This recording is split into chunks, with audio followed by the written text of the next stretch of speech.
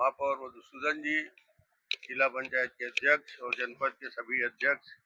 और अन्य जनप्रतिनिधि, जिलाधीश, सीओ और जिले के सारे वरिष्ठ अधिकारियों के साथ बैठकर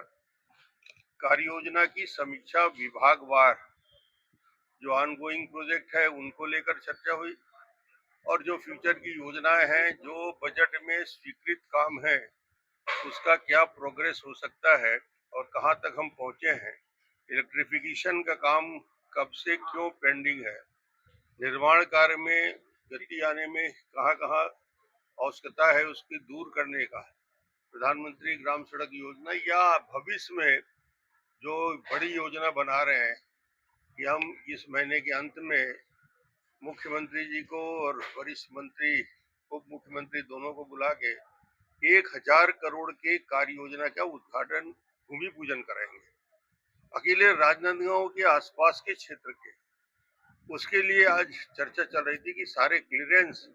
15 दिन 1 महीने के अंदर हो जाए ताकि सीएम साहब से 1000 करोड़ से ऊपर के होने वाले काम के विधिवत पूरी स्वीकृति के साथ भूमि पूजन हो। तो उस एक एक प्रोजेक्ट को भी हम लोग डिस्कस कर रहे थे, नगर के अंदर के भी प्रोजेक्ट को, नगर निगम क्षेत्र के, और सफाई अभियान और दूसरे स्वच्छता में जोर देते हुए यहाँ के प्रदूषित पानी को शुद्ध जल में बदलने के लिए एक बड़ी योजना है और उस योजना में उस प्लांट का भी बहुत अच्छी लागत से 100 करोड़ का, जिसमें दूषित पानी पूरे शहर का जाता है और फिल्टर होकर स्वच्छ पानी के रूप में दूसरे यूज के लिए आएगा, उसको भी भूमि पूजन उस दिन होगा। तो और हमारे हेल्थ डिपार्टमेंट के, राजस्व विभाग के, विभिन्न विभाग के अलग अलग कामों की समीक्षा आज होती रही और एक किस्म से जो प्रोग्रेस है उसको बढ़ाने के लिए और लॉ एंड ऑर्डर को ठीक करने के लिए, स्वच्छता को ठीक करने के लिए, पुलिस के पेट्रोलिंग ठीक करना और पुलिस के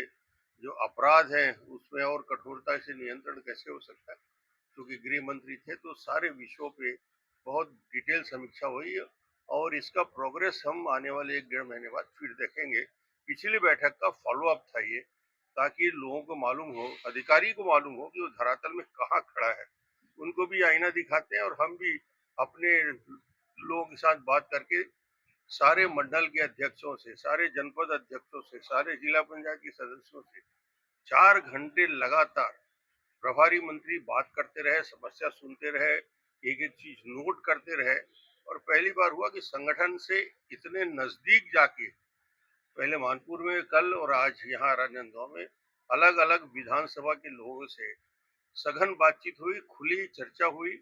सारे बातों को नोट किया गया। तो ये तालमेल संगठन, सरकार का और प्रशासन का, तीनों यदि मजबूती से काम करेगा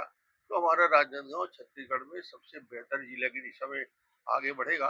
प्रशासनिक अधिकारी को हमने सिर्फ यही कहा कि और मजबूती से काम करें, काम अच्छा कर रहे हैं,